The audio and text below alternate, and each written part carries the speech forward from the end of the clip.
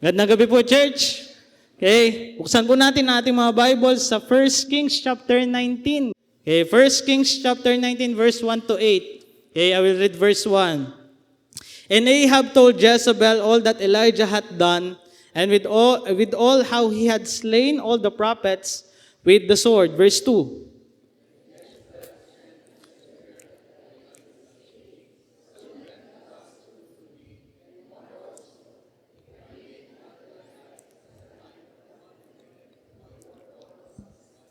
Verse 3, and when he saw that, he arose and went for his life and came to Beersheba, which belonged to Judah, and left his servant there.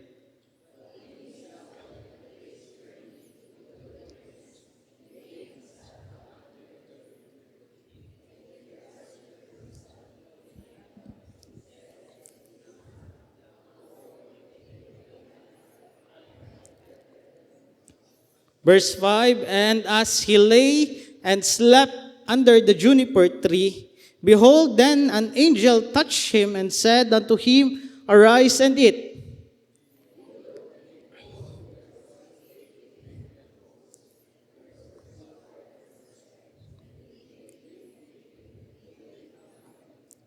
Verse 7, and the angel of the Lord came again the second time, and touched him and said, Arise and eat, because the journey is too great for thee. Verse number 8, sabay-sabay po tayo, ready, read.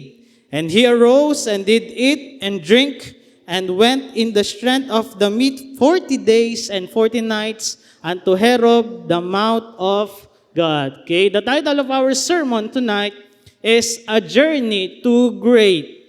A Journey to Great. Minsan tayong mga mananampalataya, makikita natin ating sarili na nasa paglalakbay tayo na hindi basta-basta.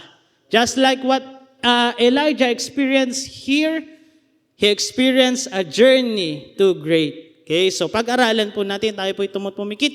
And let us pray, tayo po'y manalangin. Panginoon, salamat po sa gabing ito. Salamat po, Panginoon, sa inyong kabutihan, sa aming mga buhay.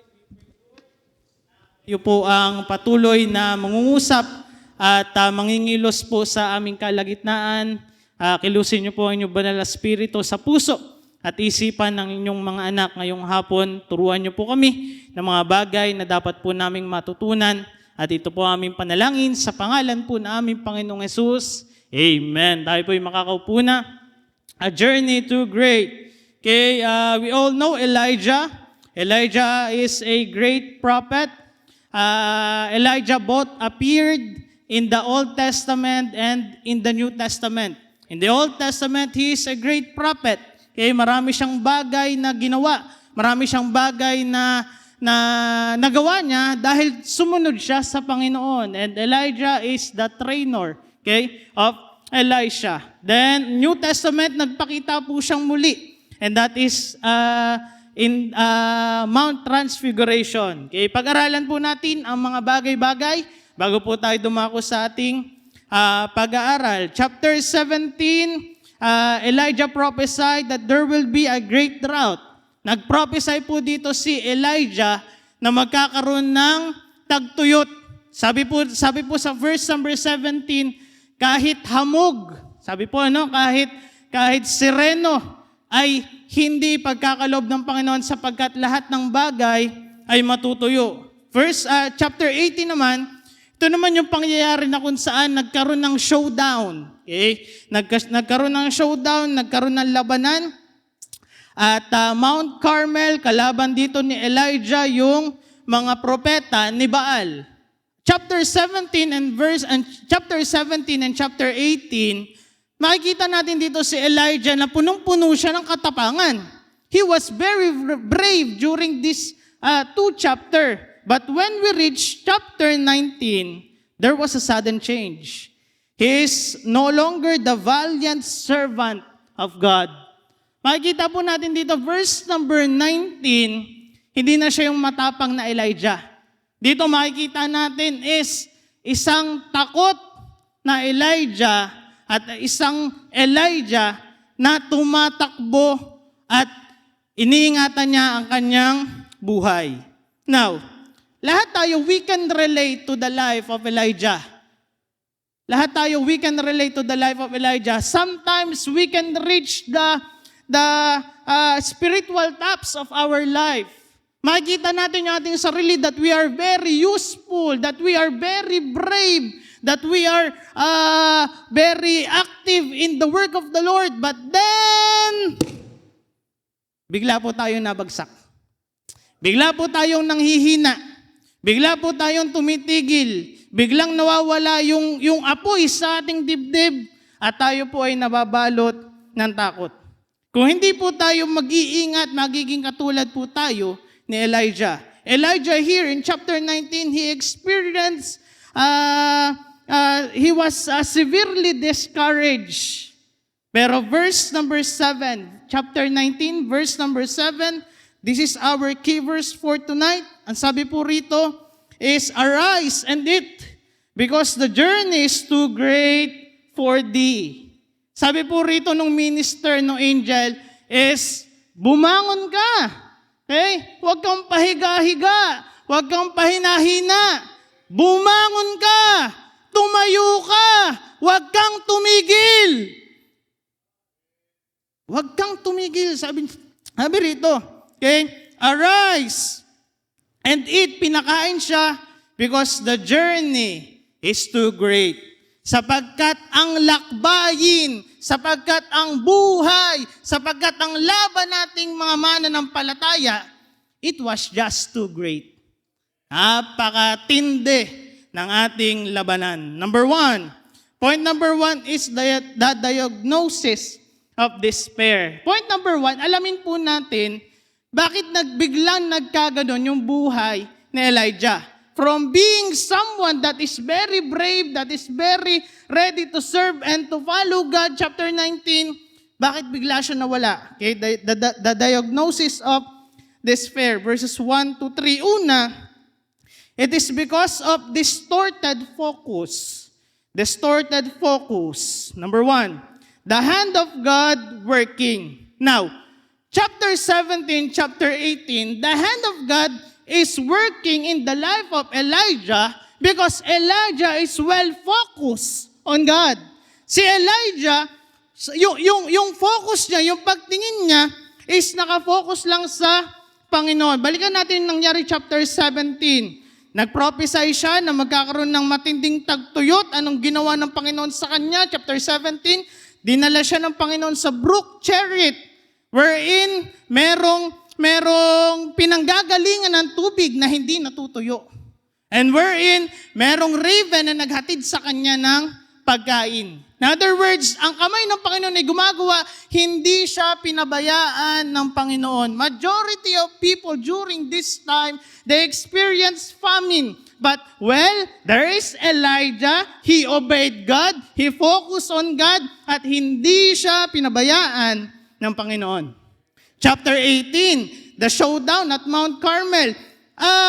He just defeated 450 prophets of Baal. He alone.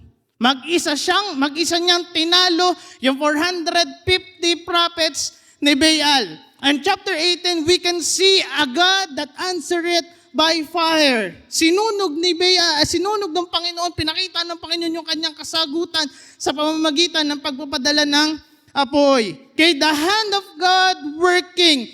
Look at, dapat natin makita dito, look at this, that when we focus on God, that if we focus ourselves to God, we can see the hand of God working in our lives. And I hope, brethren, that in our life, in our Christian life, patuloy natin nakikita sa ating buhay na patuloy kumikilos ang kamay ng Panginoon sa atin. Okay? Number 1 is the hand of God working. But number 2, the hand of God missing. Number 2 is the hand of God mixing. Before, Elijah used to focus himself to God. But then, there came the destruction. If we put away our focus to God, we will soon doubt His ability and lose our faith to God. Pag tayo, nawala yung focus natin sa Panginoon, yan magsisimula yung pagdududa. Diyan magsisimula yung pag-aalinlangan. Diyan magsisimula yung pagbagsak ng ating pananampalataya sa Panginoon. Meron tayong tinatawag na peripheral vision. Peripheral vision. Let's say you look on something, but still you can see things around the corner of your eyes. Okay? Yun yung peripheral vision. At sometimes, nadidistract tayo sa mga bagay na hindi naman dapat natin pinagfokusan ng ating paningin. At sometimes, and most of the time, si Satan, palagi siya nagpapadala ng distraction sa atin para hindi tayo makapag-focus sa Panginoon, para hindi tayo maging kagamit-gamit sa Panginoon. And sadly, this is what happened to the prophet Elijah. Nawala ang focus niya sa Panginoon. Kaya alalahanin po natin mga kapatid, we should stay focused on God and always trust God and always keep our faith on God. Let us stay focused on God. Number 2. Okay? Number 2, in verse number 3 is there is a desperate flight.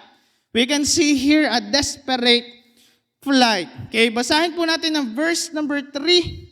Sabi po rito, and when he saw that, he arose and went for his life and came to Beersheba, which belonged to Judah, and left his servant there. Anong ginawa po rito ni Elijah?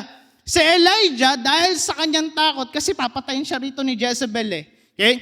Dahil sa kanyang takot, ang ginawa niya rito, kasi nawala yung focus niya sa Panginoon umalis siya sa lugar na pinapapunta siya ng Panginoon. Saan siya pumunta?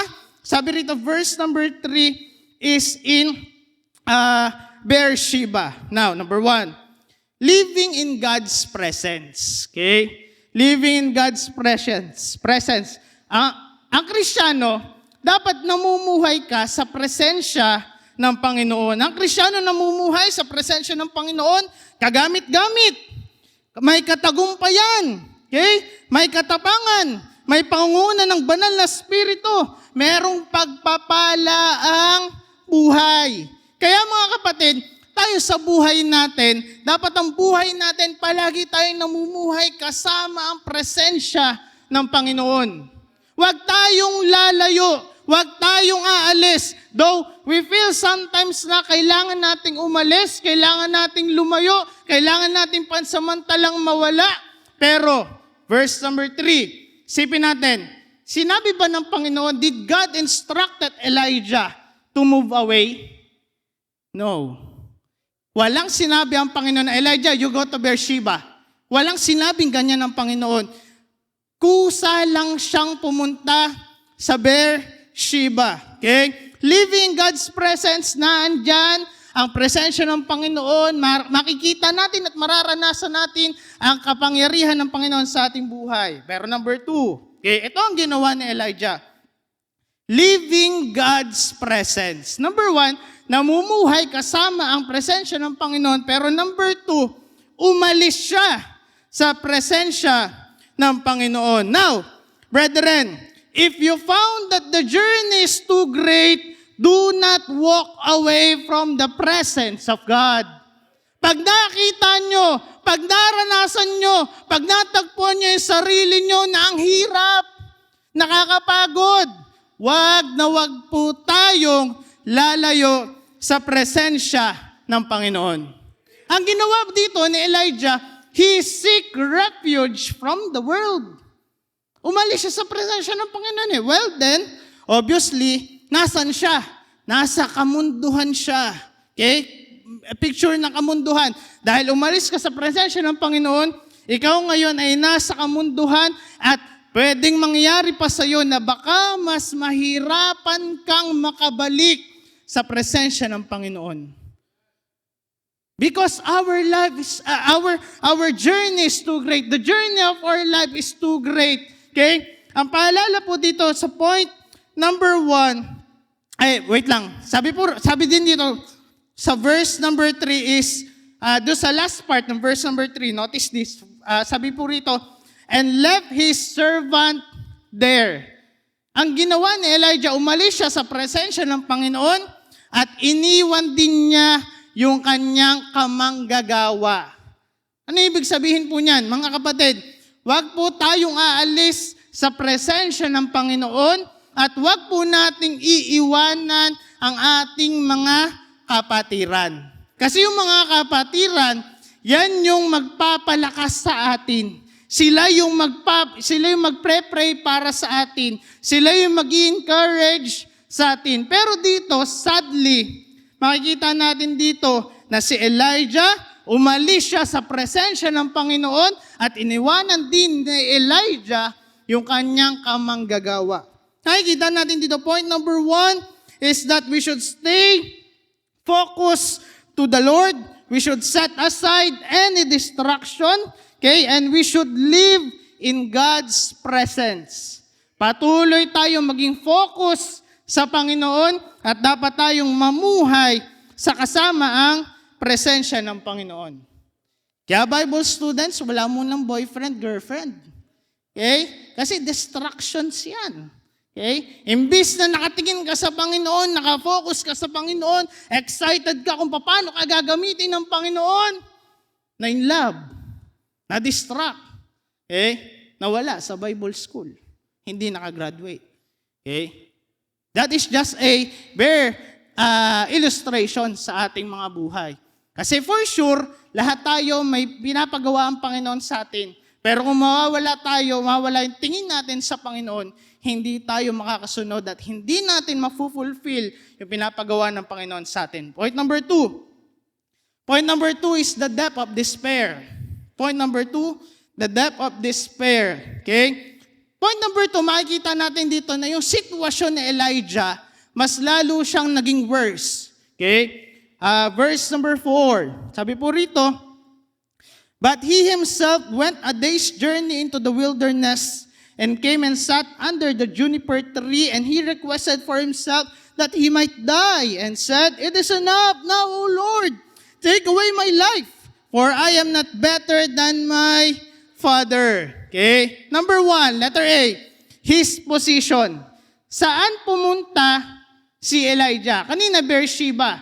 Pero verse number 4, as he traveled, verse number 4, number 1, under letter A is, he is in the wilderness.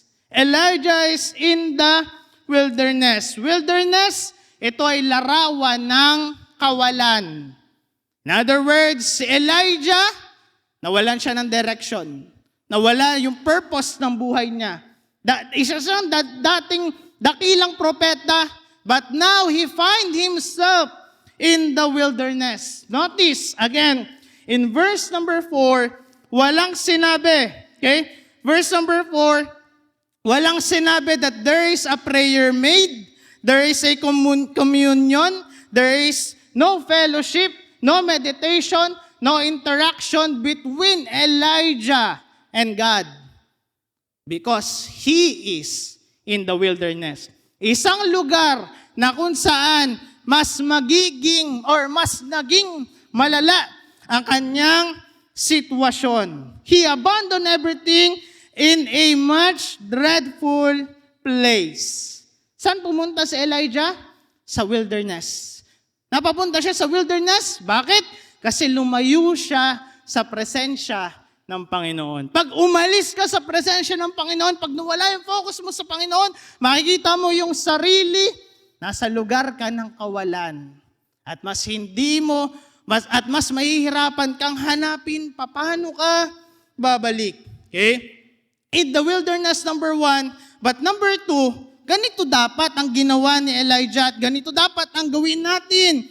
Point number 2, number 2 under letter A is in the ways of the godly. Okay? Kanina, wilderness.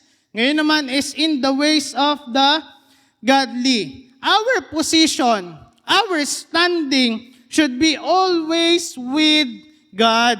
Meron ka paraanan, may tama sa lahat ng bagay sa ating buhay Kristiyano. May palaging tamang paraan at maka-Diyos na paraan kung paano tayo magiging tama at kung paano mas magiging mahusay ating buhay pananampalataya. Let me read Jeremiah chapter 7, verse number 7 and 8. Jeremiah chapter 17, Jeremiah 17, verse number 7 and verse number 8, sabi po rito is, blessed is the man that trusted in the Lord. Sabi po rito is, this is the godly way. Okay? In case you found yourself in a desperate situation, ang sabi po ng Bible is, palagi ka lang magtiwala sa Panginoon at palagi mong alalahanin na ang Panginoon ang iyong pag-asa. Ewan ko lang ha, pero as I noticed to some brethren and to some Christians, when they got offended, when they got discouraged, okay, when they got burned out, tumitigil sila, umaalis sila, lumalayo sila, and then, napapapunta sila sa wilderness. Kasi ito ay isang realistic na bagay, mga kapatid. Kapag tayo ay lumayo, mahihirapan tayong bumalik. Kapag tayo ay nawala, mas lalo tayong maliligaw. Pero alalahanin natin kung ano sinasabi ng Bible. Ang sabi ng banal na salita ng Diyos, palagi ka lang magtiwala sa Panginoon sapagkat ang Panginoon ang ating pag-asa. In other words, manampalataya tayo sa Panginoon at hindi tayo papabayaan ng Panginoon. His position, He went to the wilderness. Brethren, do not go to the wilderness. Wilderness is lugar ng kawalan. Letter B. Gano'ng kalala yung naging sitwasyon niya? Pumunta siya sa wilderness, his position. Letter B, his peril. Okay? Kanina, verse number 4, di ba sabi ko kanina, walang sitwasyon. Walang sitwasyon na siya'y tumawag sa Panginoon. Pero dito, letter B, tumawag na siya sa Panginoon. Kaya lang, ito yung pagtawag niya. A call of giving up. Tumawag siya sa Panginoon, pero sabi niya sa Panginoon, Panginoon, kunin mo na ang buhay ko. Panginoon, wala nang saysay ang buhay ko. Panginoon, hindi ako kasing galing ng aking mga ninuno. Patayin mo na lang ako. Okay? A call of giving up. Si Elijah, again, he was once a mighty man of God. He was once the greatest prophet in the Old Testament. But when he calls to God, nung siya'y tumawag sa Panginoon, ang laman ng kanyang pagtawag sa Panginoon ay pagsuko. Sabi niya, Lord, take my life. Panginoon, tapusin mo na to.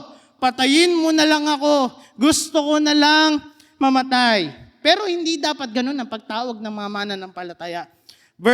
Point number 2 is a call of growing up. Okay? A call of growing up. Inibig sabihin, tumawag ka sa Panginoon at humingi ka sa Panginoon ng kakayanan para ikaw ay patuloy na lumago, para ikaw ay patuloy na lumakas, para patuloy kang makasunod sa Panginoon. A call of growing up, dapat ang sinabi ni Elijah, Lord, strengthen me. Dapat ang sinabi ni Elijah, Lord, empower me.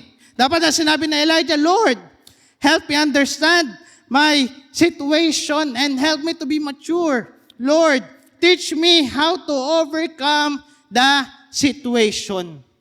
Mga kapatid, in times of situation like this, dapat matuto tayong tumawag sa Panginoon, pero ang ginawa ni Elijah, dapat hindi natin gayahin si Elijah na tumawag siya at sabi niya sa Panginoon, Panginoon, sumusuko na ako.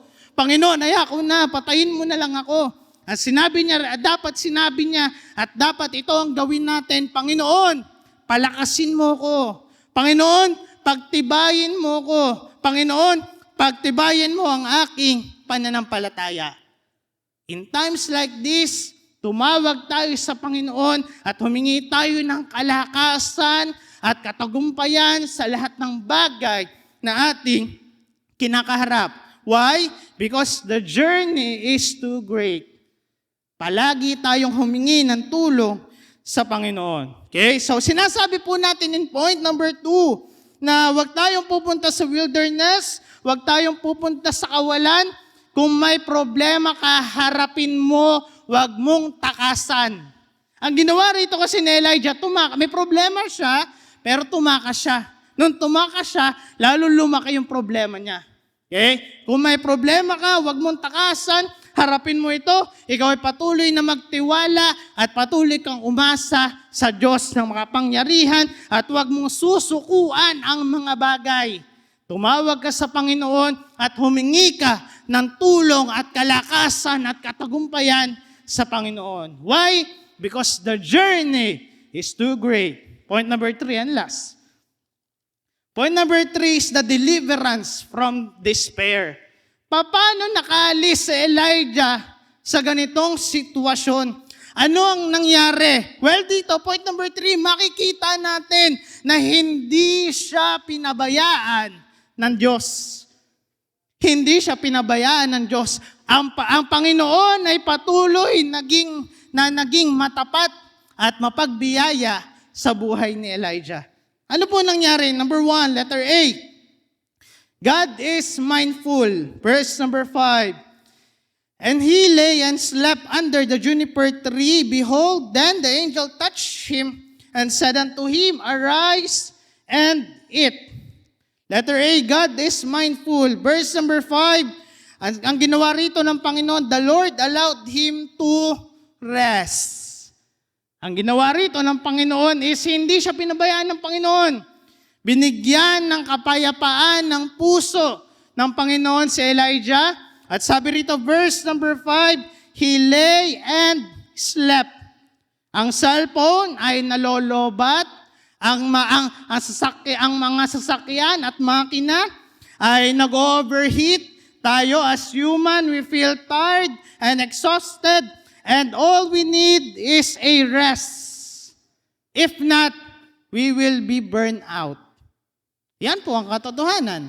Kaya ang ginawa dito ng Panginoon kay Elijah is pinatulog siya, pinagpahinga siya, at nagkaroon siya ng malalim na kapahingahan. Okay, una, pinatulog siya. Number 2, makikita natin dito, hindi siya pinabayaan ng Panginoon. The Lord still is mindful of Elijah. The Lord sends a minister. Nagpadala ng minister ang Panginoon kay Elijah through the angel. Okay? Kung babalikan natin, before, nagpadala ng minister na raven. Okay? Raven na nag-minister kay Elijah. Okay? Merong food panda. Kaya lang ay raven. Nung unang panahon pala, may food panda na. Okay, may delivery. Raven na naghatid ng pagkain kay Elijah. And after that, merong widow woman na nagminister kay Elijah. And this time, makita natin, merong angel. Okay, na nagpakain at nagpainom kay Elijah. This angel is a picture of our pastor. Okay? Kasi ang pastor natin yung nagmi-minister sa atin. Ang pastor natin yung nagpapaalala sa atin. Ang pastor natin yung nagtatama sa atin. Ang pastor natin yung nagnanalangin sa atin. Ang pastor natin ang tumutulong sa atin kung paano tayo muli maging malakas. Okay? The angel here also can be the brethren, yung kapatiran. May kapatiran na tatapik sa balikat mo. Sasabihin sa'yo, kapatid, kami yan, pinagpre-pray kita. Alalahanin kitang patuloy sa panalangin. The Lord, being mindful of Elijah, He allowed Elijah to have a rest and He sends a minister to Elijah. Hindi siya pinabayaan ng Panginoon. Letter B. God is merciful. Verse number 7. And the angel of the Lord came again the second time and touched him and said, Arise and eat, because the journey is too great. Nakikita natin dito yung habag ng Panginoon kay Elijah. Because number 1, His patience. Nung dito, hindi ni-rebuke ng Panginoon si Elijah. Hindi niya kinondemn si Elijah. Hindi niya dinispose si Elijah. Kasi, kung isipin, madali naman tayong paltan na. Let's say, na-discourage tayo, nag-backslide tayo, papaltan tayo, pwede tayong paltan ng Panginoon. Pwede tayong hindi balik sa ministry. But here, we can see that the Lord, that God is merciful into Elijah. We can see here the patience of God. Binigyan ng Panginoon si Elijah ng enough time to take a rest. Binigyan ng Panginoon si Elijah ng enough time to be recharged and to be ready again, okay, to face the great battle. Okay, then the next is that His provision. Yung habag ng Panginoon, makikita natin yung pasensya ng Panginoon kay Elijah at sa atin din naman.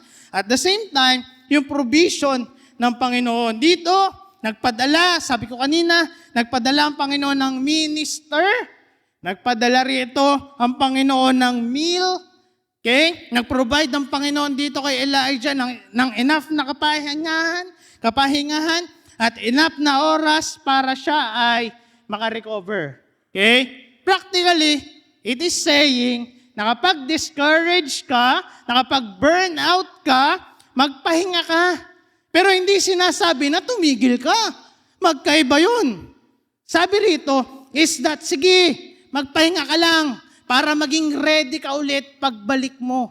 Okay? Actually, ginawa rito ng Panginoon, pinagpahinga niya, si Elijah, pinakain niya ng masarap na cake. Okay? Binusog niya si Elijah, and then pinatulog siyang muli. And lastly, letter C, we can see here that God is mighty. Verse number 8, and he arose and did eat and drink and went in the strength of the meat 40 days and 40 nights unto Horeb, the mount of God. Okay? Nakikita natin dito, meron dakilang Diyos. Verse number 8, and he arose. What a powerful word in this situation. Okay? Sabi rito, he arose. Muli siyang bumangon. After na mag-minister ng Panginoon sa buhay ni Elijah, si Elijah, hindi siya nanatiling nakahiga. Hindi siya nanatiling lugmok. Hindi siya nanatiling hindi kagamit-gamit sa harap ng Panginoon. Verse number 8, sabi po rito, he arose. He rise up. Siya ay tumayo. Bakit? Dahil meron dakilang Diyos na inabot siya at inangat siya at siya ay muling nakatayo. Dahil ito sa kadakilaan ng Panginoon sa buhay ni Elijah. At dahil din yan sa kabutihan at kadakilaan ng Panginoon sa ating mga buhay, kung bakit tayo nakatayo pa rin ngayon. Okay? At kung bakit pag may mga panahon na tayo, pakiramdam natin tayo nalulugmok at tayo ay nakakatayong muli. Dahil yan sa tulong ng ating dakilang Diyos. Elijah was able to rise up. Okay? It is a very encouraging word. And number 2 and last, Elijah was able to reach Horeb. Okay? Sabi po dito, he arose, he did eat, kumain ulit siya, pambira, baptist talaga to Elijah, no? Kain ng kain.